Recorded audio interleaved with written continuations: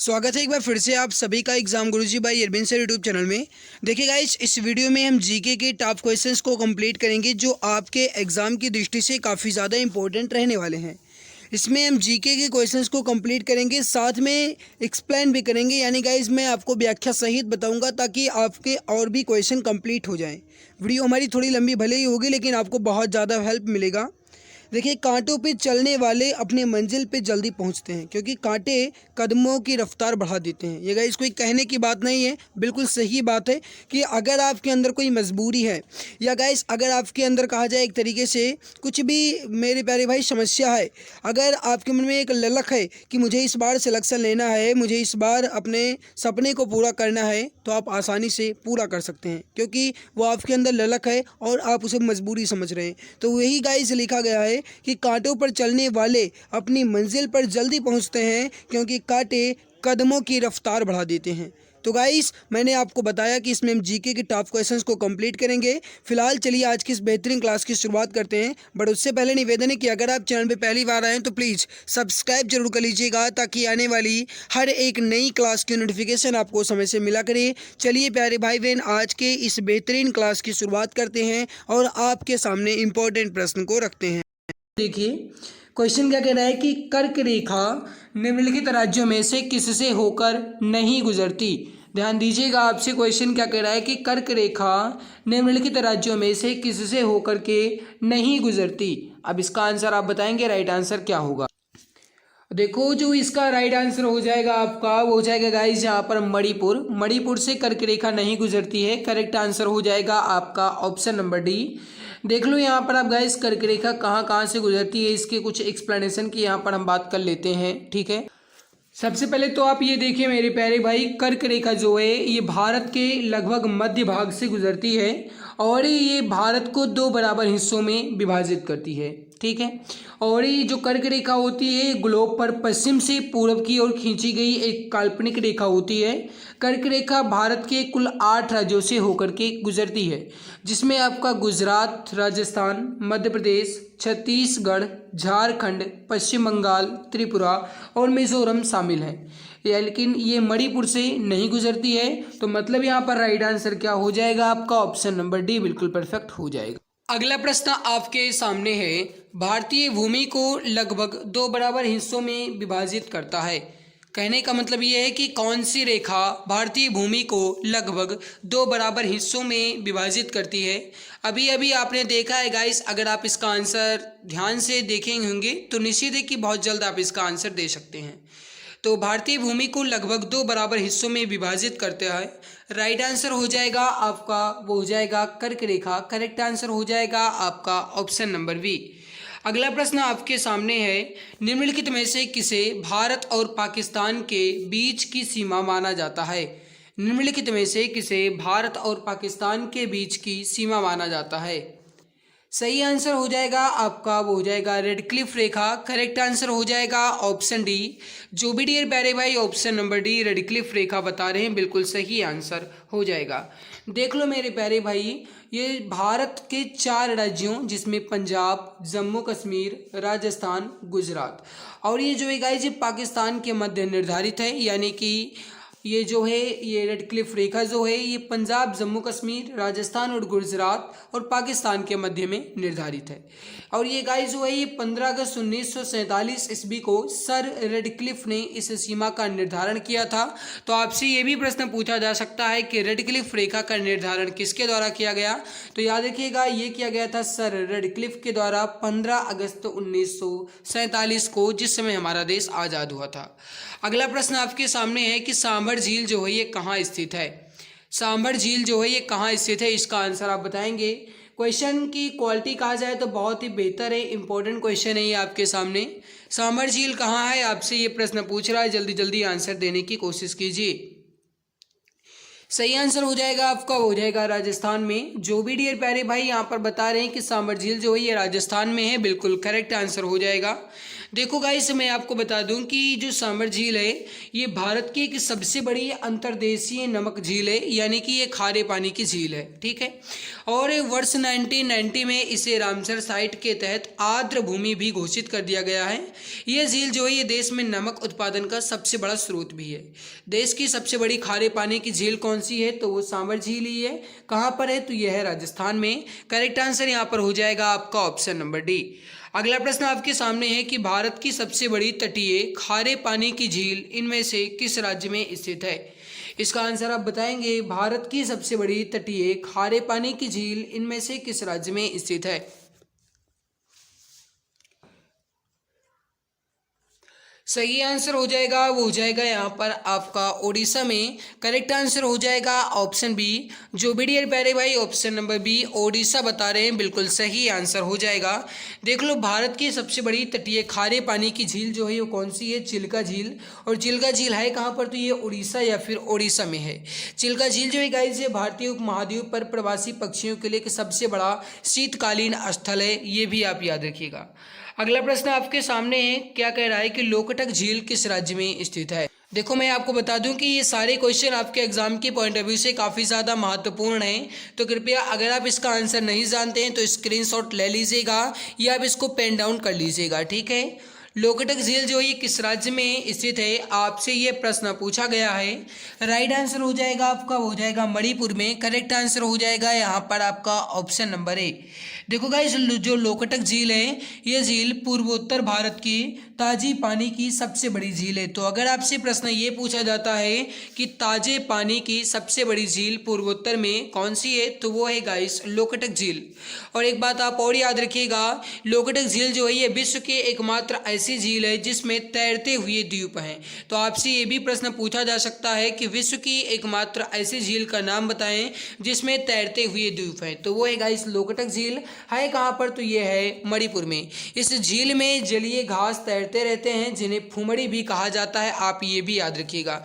मैंने आपसे क्लास के शुरुआत में ही बता दिया था कि इस क्लास में गाइस मैं एक्सप्लेन के साथ आपके हर एक क्वेश्चन को कंप्लीट करवाऊंगा, तो हो सकता है कि क्लास आपकी थोड़ी लंबी हो जाए, तो इसीलिए गाइस आप क्लास को धैर्य के साथ जरूर देखिएगा।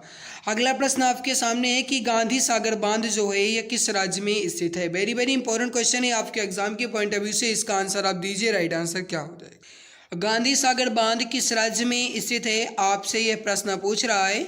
सही आंसर हो जाएगा आपका, वो हो जाएगा यहाँ पर मध्य प्रदेश में। करेक्ट आंसर हो जाएगा आपका ऑप्शन ए।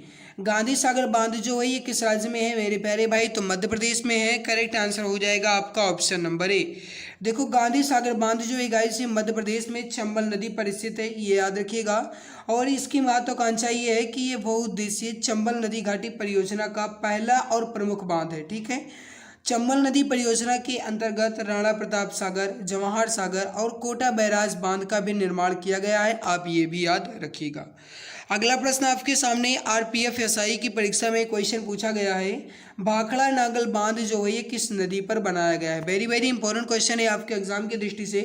क्वेश्चन क्या कह रहा है कि भाखड़ा नागल बांध जो है ये किस नदी पर बनाया गया है? जल्दी जल्दी आंसर देने की कोशिश कीजिए, इसका सही आंसर क्या हो जाएगा? सही आंसर हो जाएगा आपका, हो जाएगा सतलज। करेक्ट आंसर हो जाएगा आपका ऑप्शन नंबर डी। याद रखिएगा मेरे प्यारे भाई, भाखड़ा नागल बांध जो है यह उत्तर भारत के हिमाचल प्रदेश में बिलासपुर में सतलज नदी पर एक ठोस गुरुत्वाकर्षण बांध है। तो आपसे ये भी प्रश्न पूछा जा सकता है कि भाखड़ा नागल बांध जो है ये किस राज्य में है? तो याद रखिएगा ये हिमाचल प्रदेश के बिलासपुर में है। बांध जो है गाइस ये गोविंद सागर जलाशय बनाता है, ये भी आप याद रखिएगा। बांध जो है ये लगभग 518 मीटर लंबा तो वहीं लगभग 226 मीटर ऊंचा भी है। अगला प्रश्न आपके सामने, कपास की काली मिट्टी या ब्लैक कॉटन सॉइल को और क्या कहा जाता है? बताइए इसका सही आंसर क्या हो जाएगा? क्वेश्चन आपके एग्जाम की दृष्टि से महत्वपूर्ण है, जल्दी जल्दी आंसर देने की कोशिश कीजिए। कपास की काली मिट्टी या ब्लैक कॉटन सॉइल को क्या कहा जाता है? सही आंसर हो जाएगा आपका ऑप्शन नंबर बी, रेगुर मिट्टी कहा जाए या फिर कहा जाए कपासीय मिट्टी या फिर कहा जाए काली मिट्टी या फिर कहा जाए मेरे प्यारे भाई यहाँ पर रेगुर मिट्टी या लावा मिट्टी। तो राइट आंसर यहाँ पर क्या हो जाएगा आपका ऑप्शन नंबर बी। अगला प्रश्न आपके सामने गाइस, क्वेश्चन क्या कह रहा है इसको समझिए। बारिश के तुरंत बाद उत्पन्न हुई मिट्टी की सौंधी खुशबू को क्या कहते हैं। अब गाइस आपने इसका तो प्रैक्टिकल किया ही होगा। जैसे अगर गाइस बहुत ही जली यानी कि बहुत दिनों से बारिश ना हुई हो, बहुत तपती हुई भूमि हो, और अगर बारिश हो जाती है तो उससे बहुत ही अच्छी खुशबू आती है ना। मन करता है कि जितनी भी मिट्टियाँ महक रही हैं सारी मिट्टियाँ को खा लें, है ना मेरे प्यारे भाई। लेकिन ये बात आप समझ लो, अगर आपसे क्वेश्चन ये पूछा जाता है कि उन मिट्टियों को जो सौंधी हुई खुशबुओं में होती हैं उन मिट्टियों को कहा क्या जाता है, तो याद रखिएगा उन्हें पेट्रीचर कहा जाता है।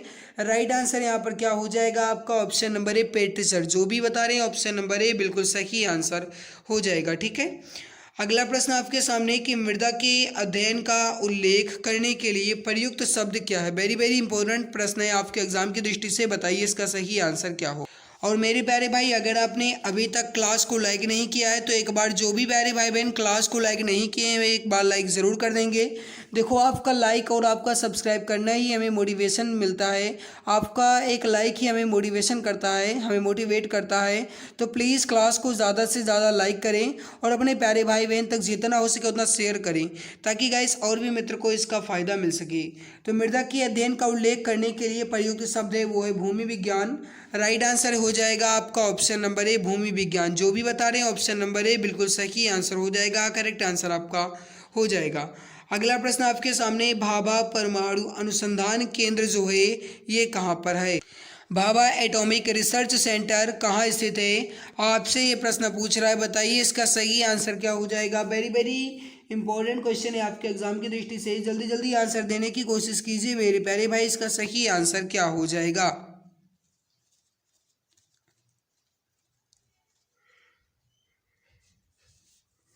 देखो भाभा परमाणु अनुसंधान केंद्र जो है ये कहाँ पर है, तो ये है मुंबई में। करेक्ट आंसर हो जाएगा आपका option number B.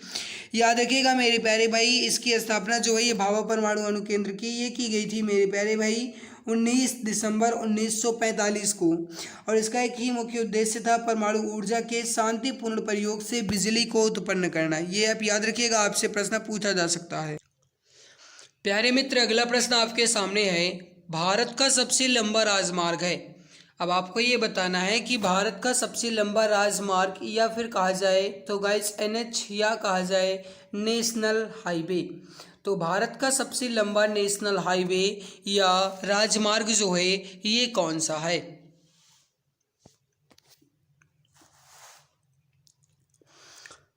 Very very important question है, समझने के बाद आंसर दीजिएगा। तो देखो भारत का सबसे लंबा राजमार्ग कह रहा है, सही आंसर हो जाएगा आपका वो हो जाएगा NH44। राइट आंसर हो जाएगा आपका NH44। करेक्ट आंसर हो जाएगा ऑप्शन नंबर ए। याद रखिएगा मेरे प्यारे भाई, जो NH44 है इसका पहले जो नाम था ये था NH7। आपसे ये भी पूछा जा सकता है, ये राजमार्ग जो है ये जम्मू कश्मीर के श्रीनगर से लेकर के दक्षिण भारत के कन्याकुमारी तक जाता है। कुल इसकी लंबाई है 3745 किलोमीटर। आपसे ये गाइस जितना भी टॉपिक मैंने यहाँ पर बताया, जितने भी पॉइंट बताए हैं इनको याद रखिएगा, आपसे ये पूछा जा सकता है। ठीक है, अगला प्रश्न आपके सामने है कि किस भारतीय शहर को गुलाबी शहर या पिंक सिटी भी कहा जाता है। इसका आंसर आप बताएंगे, सही आंसर क्या हो जाएगा। किस भारतीय शहर को गुलाबी शहर या पिंक सिटी भी कहा जाता है। सही आंसर हो जाएगा आपका हो जाएगा जयपुर को। करेक्ट आंसर हो जाएगा आपका ऑप्शन नंबर ए। देखिएगा इस यहाँ पर कुछ प्रमुख भौगोलिक उपनाम दिए गए हैं, इसको आप देख लीजिए। जैसे गुलाबी का शहर जो है ये जयपुर को कहा जाता है, बुनकरों का शहर जो है ये हरियाणा के पानीपत को कहा जाता है, और ये अंतरिक्ष का शहर जो है ये बेंगलुरु को, त्योहारों का नगर मदुरै को, महलों का शहर तो कोलकाता, पर्वत की रानी तो मसूरी, पूर्व का वेनिस तो कोच्चि, और गाइस एशिया के अंडों की टोकरी जो है ये आंध्र प्रदेश को, और कर्नाटक का रत्न जो है ये मैसूर को कहा जाता है। तो ये पूरा याद रखिएगा गाइस, आप हर एक एक्सप्लेनेशन को अच्छे से देखिएगा, उसके बाद ही आंसर देने की कोशिश किया करें। ठीक है, अगला प्रश्न आपके सामने, निम्न में से कौन सा शहर साबरमती नदी के तट पर बसा हुआ है। इसका आंसर आप बताएंगे, निम्न में से कौन सा शहर साबरमती नदी के तट पर बसा हुआ है।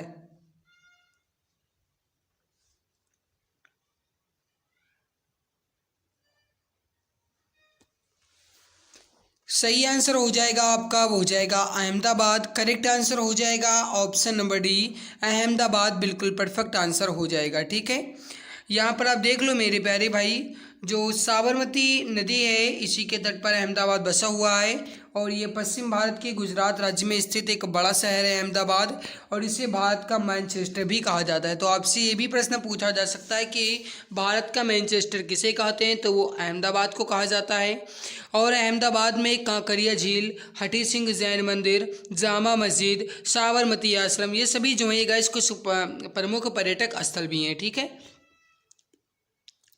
अगला प्रश्न आपके सामने आरआरबी जेई स्टेज सेकंड 1/8/2019 के शिफ्ट नंबर 3 का क्वेश्चन है। नासिक शहर निम्नलिखित नदियों में से किसके किनारे स्थित है? ये प्रश्न आपके एग्जाम की दृष्टि से बहुत ज़्यादा इंपॉर्टेंट है, आपसे पूछा जा सकता है, तो समझने के बाद आंसर दीजिएगा।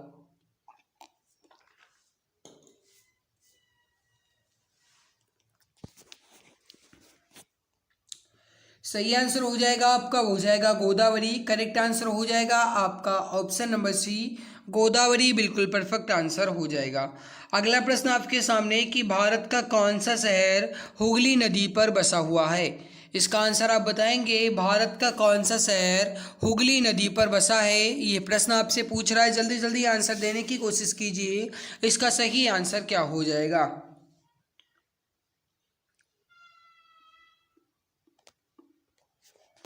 सही आंसर हो जाएगा आपका, हो जाएगा कोलकाता। करेक्ट आंसर हो जाएगा आपका ऑप्शन नंबर डी।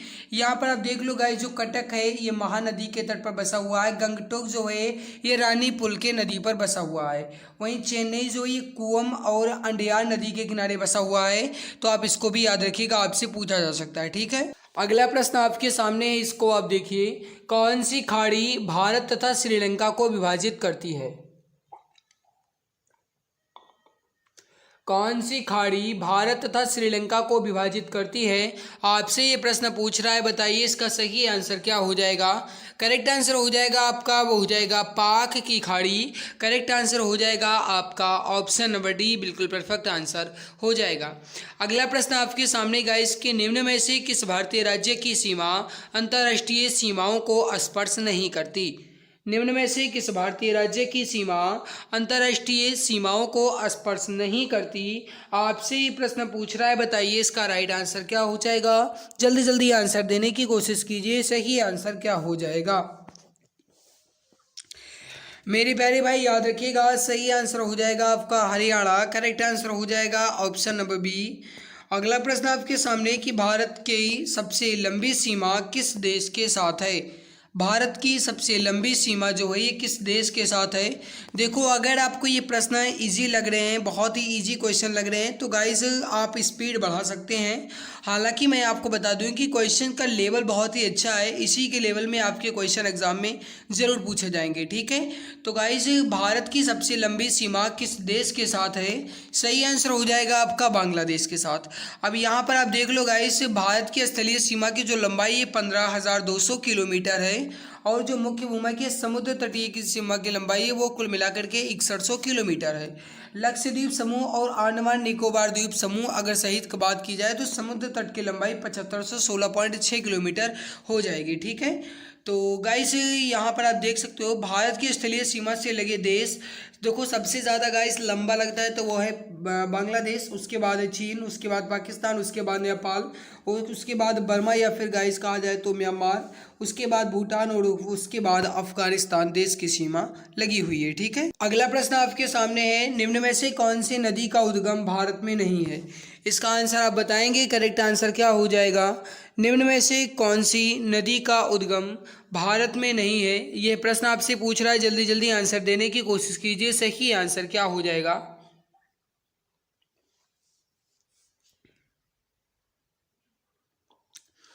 सही आंसर हो जाएगा आपका, हो जाएगा ब्रह्मपुत्र का जो गाइस उद्गम स्थल है ये भारत में नहीं है। देख लो, जो ब्रह्मपुत्र नदी का उद्गम स्थल है यह तिब्बत के दक्षिण में मानसरोवर के निकट जो गाइस चेमायुंगडुंग नामक हिमविवाह से हुआ है, यहाँ से गाइस ब्रह्मपुत्र नदी का उद्गम होता है। यह तिब्बत जो है ये भारत और बांग्लादेश से होकर के बहती है। तिब्बत में ब्रह्मपुत्र को सांगपो, अरुणाचल प्रदेश में दिहांग, असम में ब्रह्मपुत्र कहा जाता है। इसकी लंबाई लगभग 2900 किलोमीटर है और इसकी प्रमुख सहायक नदियाँ जैसे दिबांग, कामेंग, लोहित, मानस, तिस्ता, धनसिरी, बराक और आदि। इसमें गाइस जो आपकी मानस और तिस्ता नदी है, इन दोनों नदियां जो हैं ये किसकी सहायक नदियां हैं? आपसे इस प्रकार प्रश्न ज़रूर पूछे जाते हैं। तो याद रखिएगा ब्रह्मपुत्र नदी की सहायक नदियां मानस तथा तिस्ता हैं, ठीक है। और लोहित भी आप याद रखिएगा, आपसे ये भी पूछा जा सकता है। अगला प्रश्न आपके सामने, सूरत से होकर बहने वाली नदी निम्न में से कौन सी है? ये प्रश्न आपके एग्जाम की दृष्टि से इम्पोर्टेंट क्वालिटी का है, तो समझने के बाद आंसर दीजिएगा। सूरत से होकर बहने वाली नदी निम्न में से कौन सी है?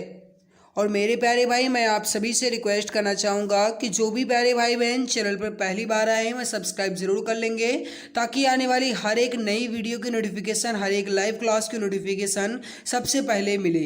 तो प्लीज़ जो भी चैनल पर पहली बार आए हैं वह सब्सक्राइब जरूर कर लेंगे, और जिन्होंने भी अभी तक क्लास को लाइक नहीं किया है मैं एक बार लाइक ज़रूर कर देंगे। तो प्लीज़ क्लास को ज़्यादा से ज़्यादा लाइक और अपने प्यारे भाई बहन तक शेयर करने की कोशिश करें।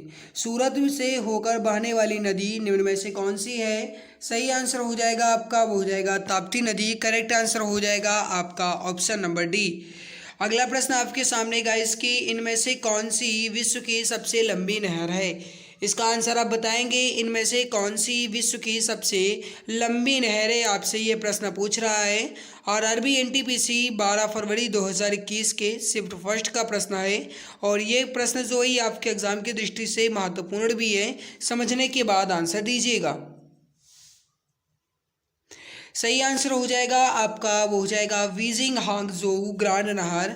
ये विश्व की सबसे लंबी नहर है। करेक्ट आंसर हो जाएगा आपका बीजिंग हांगजोउ ग्रांड नहर। करेक्ट आंसर हो जाएगा आपका ऑप्शन नंबर ए। अगला प्रश्न आपके सामने कि स्वेस नहर जो वाणिज्य के लिए अत्यंत महत्वपूर्ण है, किस देश में बनाई गई थी? गाइस मैं आपको बता दूं कि इस क्लास में मैंने मात्र आपके भूगोल से संबंधित प्रश्न लिए थे, लेकिन जो भी प्रश्न आपके लिए लेकर आए गए थे बहुत ही बेहतर क्वालिटी के क्वेश्चन थे, बहुत ही अच्छे क्वेश्चन आपके सामने लेकर आए गए हैं, ठीक है।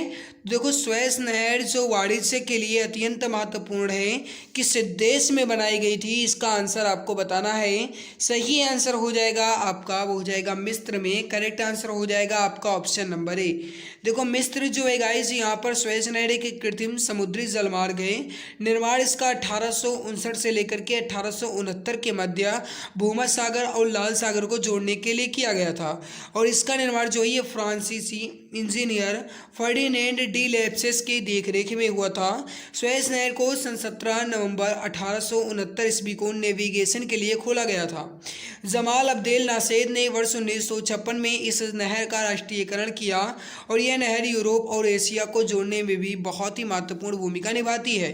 तो आपसे इन सभी पर क्वेश्चन पूछे जा सकते हैं, तो आप इसको याद रखिएगा, ठीक है। अगला प्रश्न आपके सामने, अभी मैंने आप सभी को बताया भूमध्य सागर और लाल सागर जो है ये कौन सी नहर को जोड़ती है? मेरे प्यारे भाई, इसका सही आंसर हो जाएगा आपका, वो हो जाएगा स्वेज नहर को। करेक्ट आंसर यहाँ पर क्या हो जाएगा आपका, स्वेज नहर। जो भी डियर प्यारे भाई ऑप्शन बी बता रहे हैं, बिल्कुल सही आंसर हो जाएगा। अगला प्रश्न आपके सामने, जियोग्राफी शब्द जो है ये किसके द्वारा गढ़ा गया था? जियोग्राफी शब्द जो है ये किसके द्वारा गढ़ा गया था, आपसे ये प्रश्न पूछ रहा है। बताइए इसका सही आंसर क्या हो जाएगा। जल्दी जल्दी आंसर देने की कोशिश कीजिए। करेक्ट आंसर क्या हो जाएगा। अब देखो मेरे प्यारे भाई, जियोग्राफी शब्द जो है किसके द्वारा गढ़ा गया था? राइट आंसर हो जाएगा आपका इरेटोस्थनीज। करेक्ट आंसर हो जाएगा आपका ऑप्शन नंबर डी, बिल्कुल परफेक्ट आंसर हो जाएगा। अगला प्रश्न आपके सामने, मौसम शब्द जिसका अर्थ होता है मानसून के अर्थ में इनमें से किस भाषा से संबंधित है? इसका आंसर आप बताएंगे। जो मौसम शब्द है यह किस भाषा से संबंधित है, आपसे ये प्रश्न पूछ रहा है। बताइए इसका सही आंसर क्या हो जाएगा। और मेरे प्यारे भाई, अगर आपने अभी तक क्लास को लाइक नहीं किया है तो एक बार सभी मित्र लाइक ज़रूर कर देंगे। जो भी चैनल पर पहली बार आए हैं मैं सब्सक्राइब तो कर ही लेंगे, ताकि आने वाली हर एक नई वीडियो की नोटिफिकेशन आपको तुरंत मिला करे। ठीक है, तो राइट आंसर यहाँ पर क्या हो जाएगा, मौसम शब्द जो है मानसून के अर्थ में है, और इसके जो गाइस किस भाषा से संबंधित है तो ये अरबी भाषा से संबंधित, याद रखिएगा। राइट आंसर हो जाएगा यहाँ पर आपका ऑप्शन नंबर डी। अगला प्रश्न आपके सामने है, क्वेश्चन क्या कह रहा है देखो कि भूगोल का जनक जो है किसे माना जाता है। इसका आंसर आप बताएंगे। राइट आंसर क्या हो जाएगा, भूगोल का जनक जो है किसे माना जाता है। इसका आंसर आप सभी मित्र बताएंगे। राइट आंसर क्या हो जाएगा, याद रखिएगा भूगोल का जनक जो है गाइस है इरेटोस्थनीज को माना जाता है। करेक्ट आंसर हो जाएगा आपका ऑप्शन नंबर सी, बिल्कुल परफेक्ट आंसर हो जाएगा। अगला प्रश्न आपके सामने कि माउंट गाडविन ऑस्टिन या फिर K2 की ऊंचाई जो है यह कितनी है। ये प्रश्न आपके एग्जाम की दृष्टि से बहुत ही ज़्यादा इम्पोर्टेंट है, तो समझने के बाद आंसर दीजिएगा। माउंट गाडविन ऑस्टिन या K2 की ऊंचाई मीटर में कितनी है। सही आंसर हो जाएगा आपका, वो हो जाएगा 8611 मीटर। करेक्ट आंसर हो जाएगा आपका ऑप्शन नंबर डी, बिल्कुल परफेक्ट आंसर हो जाएगा। अगला प्रश्न आपके सामने गाइस की खासी, गारो, जयंतिया ये पहाड़ियाँ जो हैं ये किस राज्य में स्थित हैं। अगर आप में से कोई विनय कुमार नामक भाई देख रहे हैं तो वही इन क्वेश्चन को अच्छे ढंग से देखेंगे, क्योंकि गाइस उनके मन में कुछ सवाल थे तो वो इनका इसमें डाउट हो जाए, ख़त्म हो जाएगा। ठीक है, तो देखो खासी हो गया, गारो हो गया, जयंतिया हो गया, ये पहाड़ियाँ हैं कहाँ पर मेरे प्यारे भाई। तो याद रखिएगा इसका जो सही आंसर हो जाएगा आपका वो हो जाएगा मेघालय में। करेक्ट आंसर यहाँ पर क्या हो जाएगा आपका मेघालय। जो भी यहाँ पर डियर प्यारे भाई ऑप्शन नंबर ए बता रहे हैं बिल्कुल सही आंसर हो जाएगा। करेक्ट आंसर आपका हो जाएगा। अगला प्रश्न आपके सामने है, पहले स्थान दिया गया फिर कहा गया में स्थित कंचनजंगा भारत की सबसे ऊंची चोटी है। गाइस क्वेश्चन आपसे ये पूछ रहा है कि कंचनजंगा जो है ये कहाँ पर है। तो याद रखिएगा सही आंसर हो जाएगा आपका सिक्किम में है। और आरआरबी ग्रुप डी 2018 के क्वेश्चन पेपर हैं आपके सामने, और ये क्वेश्चन आपके लिए इंपॉर्टेंट भी है। वैसे भी अगर आप UP police assistant operator UP PT की तैयारी कर रहे हैं तो ये क्वेश्चन आपके लिए वैसे भी इंपॉर्टेंट है। तो देखो यहाँ पर गाइज कहाँ पर है, राइट आंसर हो जाएगा आपका हो जाएगा सिक्किम में। सिक्किम में स्थित कंचनजंगा जो है ये भारत की सबसे ऊंची चोटी है। ये आप याद रखिएगा, आपसे ये प्रश्न जरूर पूछा जाएगा। अगला प्रश्न आपके सामने, हिंदू कुश पर्वत की सबसे ऊंची चोटी कौन सी है। हिंदू कुश पर्वत की सबसे ऊंची चोटी कौन सी है। राइट आंसर हो जाएगा आपका वो हो जाएगा तिरछमीर। करेक्ट आंसर हो जाएगा आपका ऑप्शन नंबर बी। अगला प्रश्न आपके सामने गाइस कि हिमालय में धौलाधर पर्वतमाला डैश डैश डैश का एक भाग है। यानी कि धौलाधर पर्वतमाला जो है ये किसका एक भाग है। सही आंसर हो जाएगा आपका वो हो जाएगा मध्य हिमालय का। अगला प्रश्न, धूपगढ़ डैश डैश डैश पहाड़ी की सबसे ऊंची चोटी है। दैट मीन्स ये हुआ धूपगढ़ जो है ये किस पहाड़ी की सबसे ऊंची चोटी है। आपसे ये प्रश्न पूछ रहा है, सही आंसर क्या हो जाएगा। करेक्ट आंसर हो जाएगा आपका वो हो जाएगा सतपुड़ा की। करेक्ट आंसर हो जाएगा यहाँ पर आपका ऑप्शन नंबर ए। जो भी डियर प्यारे भाई ऑप्शन ए बता रहे हैं बिल्कुल सही आंसर हो जाएगा। अगला प्रश्न आपके सामने, अरावली पर्वतमाला के उच्चतम बिंदु का नाम क्या है। अरावली पर्वतमाला के उच्चतम बिंदु का नाम क्या है, ये प्रश्न आपसे पूछ रहा है, इंपॉर्टेंट बहुत है। जल्दबाजी नहीं करेंगे, सोचने समझने के बाद आंसर देंगे। सही आंसर हो जाएगा आपका वो हो जाएगा गुरु शिखर। करेक्ट आंसर हो जाएगा आपका ऑप्शन नंबर सी। तो मेरे प्यारे भाई हमने यहाँ पर आपके कुछ इंपॉर्टेंट क्वेश्चन को कंप्लीट कर लिया है, और इसके बाकी बचे हुए क्वेश्चंस को हम कल की नेक्स्ट क्लास में कंप्लीट करेंगे। तो गाइस अगर आपको हमारी मेहनत अच्छी लगी है तो प्लीज़ क्लास को ज़्यादा से ज़्यादा लाइक कीजिए, कमेंट में अपना फीडबैक ज़रूर दीजिएगा कि हमारी मेहनत आप सभी को कैसी लगी। और गाइस आपका स्कोर कितना रहा ये ज़रूर बताइएगा। और अगर आप चैनल पर पहली बार आएँ तो प्लीज़ चैनल को सब्सक्राइब तो कर ही लीजिएगा, ताकि आने वाली हर एक नई वीडियो की नोटिफिकेशन जो है आपको टाइम टू टाइम मिला करे और आप क्लास को अच्छे क्रम से देख सकें। मेरे प्यारे भाई कहीं अगर आपका कहीं भी कोई भी डाउट है तो आप पूछ सकते हैं। तो आज की इस बेहतरीन लाजवाब वीडियो में बस इतना ही। मिलते हैं दूसरी नई वीडियो में। आप सभी का तहे दिल से बहुत बहुत धन्यवाद, बहुत बहुत शुक्रिया। Okay tata bye.